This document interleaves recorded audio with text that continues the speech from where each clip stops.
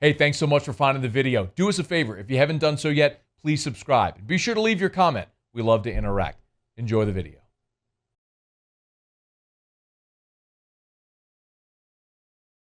Super Bowl's gone. Now you start to see post-Super Bowl mock drafts because the full order of the NFL draft is now published. And hat tip to the guys over at saintswire.com because they scoured the internet and pulled up 7 or 8 mock drafts and listed them all conveniently in one place.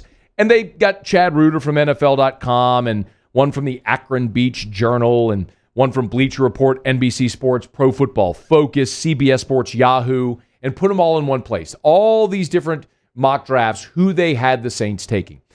And several were defensive, right? NFL.com has the Saints going with defensive tackle Levi Onwuzurike out of Washington. The Akron Beach Journal has the Saints going defensive tackle Davion Nixon out of Iowa. Bleacher Report has the Saints going with Trevon Moehrig, who's a safety out of TCU. That would make sense if you're not able to retain Marcus Williams. Dalton Johnson at NBC Sports has the Saints going J.C. Horn out of South Carolina. Phenomenal number one lockdown corner. His dad, of course, Joe Horn, who played for the Saints. It's very likely, as we've talked about a bunch, that Janoris Jenkins isn't back. He's certainly not back at his current contract. So a lot of thought that maybe the Saints go cornerback with that first overall pick. Eric Edholm of Yahoo Sports has the Saints going wide receiver with Kadarius Toney. That would give you your blow the top off the defense wide receiver that you've lacked for some time now.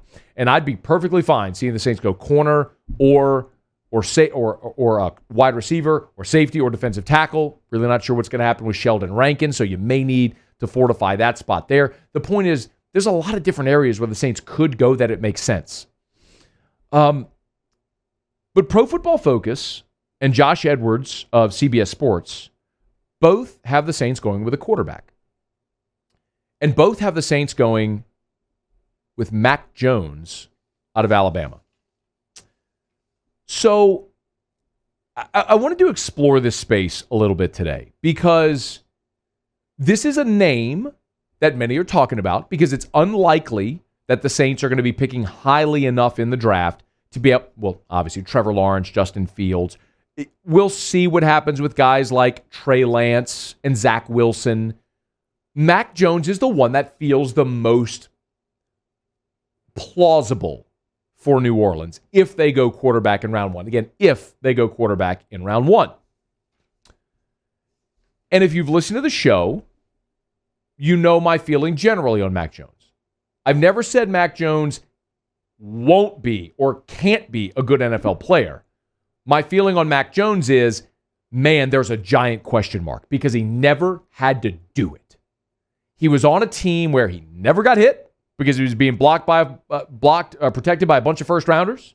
He was throwing to a bunch of first-round wide receivers, including the Heisman Trophy winner, and he was handing off to a first-round running back in Najee Harris. It was easy for Mac Jones. Not to say if he had to put together a 90-yard drive with a minute 8 left to go win the game on the road in the SEC.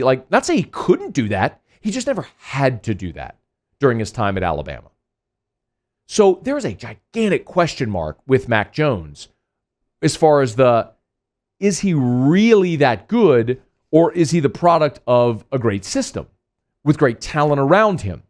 And that's an answer that is going to show itself eventually. But the question is, even if you believe Mac Jones is a great player, what are you willing to give up for him? Because here's the other reality I think the Saints are facing. Let's say they go through the eval process and decide we like Mac Jones. We think he's worthy of a first-round draft pick. It is highly unlikely because, as we know, in any draft, when there's a run on a position group, then they all start to fall. And so if you're a quarterback-needy team and you see Lawrence and Fields go off the board, and let's say Carolina trades up and grabs Trey Lance in the top 5 or whatever, however it goes, let's say you have 4 quarterbacks go in the top 10, which is totally plausible, then you see quarterback-needy teams sort of as a feeding frenzy moving up to get a guy. So it's unlikely Mac Jones is there at 28 for New Orleans. So are you willing to move to get him? What are you willing to give? So for context, the Saints moved up 13 spots to take Marcus Davenport a few years ago. They went from 27 to 14. To move up 13 spots They gave up a 5th rounder and the next year's 1st rounder. Now, that's a small price to pay if it's for a quarterback that you are sold that he's your future. Next year's 1 and a 5 is a small price to pay. Look at what Kansas City did for Patrick Mahomes. Kansas City went from 27 to 10. They moved 17 spots. And to move those 17 spots, they gave up a 3 and the following year's 1. What team in the NFL wouldn't do that deal today for Patrick Mahomes with the benefit of hindsight? Right? Small price to pay if you're convinced that's the guy. It's a very different reality if he's just waiting for you. If you get to 28 and Mac Jones is sitting there, he's fallen, like what happened with Aaron Rodgers when Green Bay took him back in 2004. He was in a free fall. And he was sitting there and they're like, man, we had this guy as a top 10 pick. He's sitting there at 24. Why wouldn't we take this guy? Makes sense. If that's where the Saints are, let's say Mac Jones goes into a free fall and you're sitting there at 28, he's still on the board. Okay, I'm good with that. The Packers did it last year with Jordan Love. Jordan Love is sitting there when the Packers are picking 26 and they go, this is a do-over. This is the same thing that happened with Brett and Aaron. We got a guy we got rated much higher. He's sitting there at 26. If we're really about our board and taking best available, he's the guy. This happened with the Ravens. Lamar Jackson was sitting there at 32. I mean, they're the last pick of round 1, and there's this guy who won the Heisman, dynamic, all this stuff. They're going, this guy's sitting here at 32. I know we gave Flacco this big deal, but this guy could be our franchise for the next decade. And Lamar Jackson's won an MVP and is probably going to be their franchise for the next decade. It's different if that guy's just sitting there for you. You mitigate risk because you don't have to give up as much to get him in that spot. Basically, what it really comes down to is, do you trust Sean Payton's quarterback evaluations? Now, part of me goes, well, of course. I mean, he's one of the best offensive minds literally that the game has ever seen. No doubt.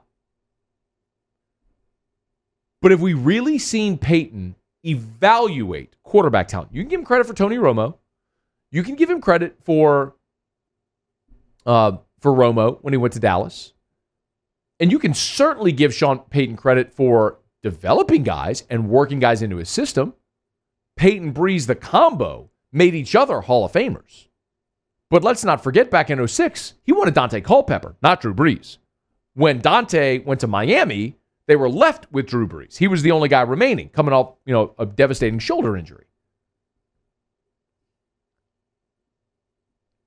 The Saints have drafted 3 quarterbacks in the Payton era: Sean Canfield, Garrett Grayson, and Tommy Stevens. Canfield didn't make the squad. Garrett Grayson was a 3rd-round pick that they dragged around as dead weight for a year because you're not just going to cut a 3rd-round pick right away. It never amounted to anything. And then Tommy Stevens, we know what happened with that, but he was never really going to be a quarterback here anyway. So maybe that's not fair because you're talking about a 3rd rounder or 2 7ths. It's not like you were expecting much from those guys anyway. But the real question is, what do you think about Sean Payton's evaluation? Do you trust Payton and this staff to evaluate these quarterbacks and make and correctly identify the right guy? Because if the Saints decide, if they go through this entire evaluation process and they decide, yep, we believe Mac Jones is a franchise NFL quarterback that is going to win championships, and to get him, you got to go from 28 to 14 and give up a 3 this year and a 1 next year. Okay, I'm on board. It would be much easier to swallow if you're sitting there at 28 and Mac Jones is waiting on you. If that's the case, come on down. I'm good with it. The other side of that coin is, man, I would really, really, really like to make a run at a championship this year, considering all you have invested in Michael Thomas and Alvin Kamara, which you know you're going to invest in Marshawn Lattimore and Ryan Ramczyk. I mean, the amount of all-pros you have all over the field, DeMario Davis, Deontay Harris. We went through the odds earlier this week. The Saints have the 8th best Super Bowl odds in the entire NFL next year. That's without even knowing who the quarterback's going to be. Making the assumption it's Jameis Winston. I'd love to see the Saints make a go at, and that includes getting someone at 28 that can impact your team today, like this year immediately, and make you better. And then worry about drafting a quarterback the following year or the following year. It's all going to come down to their evaluation. But Mac Jones is the one that you're seeing pop up in mock drafts to New Orleans. Will he be there at 28? If you got to move up to get him, do you trust this staff to correctly evaluate these players and to make a draft that's palatable, a move that's palatable enough to go up and go get them? We're going to get that answer sooner than later, which is why this is the most interesting offseason for the Saints in 15 years. It's not even close. Because for the first time in 15 years, the Saints are looking for a quarterback. Hey, thanks so much for watching. Please leave your comments. I love to interact. And be sure to hit the red subscribe button below.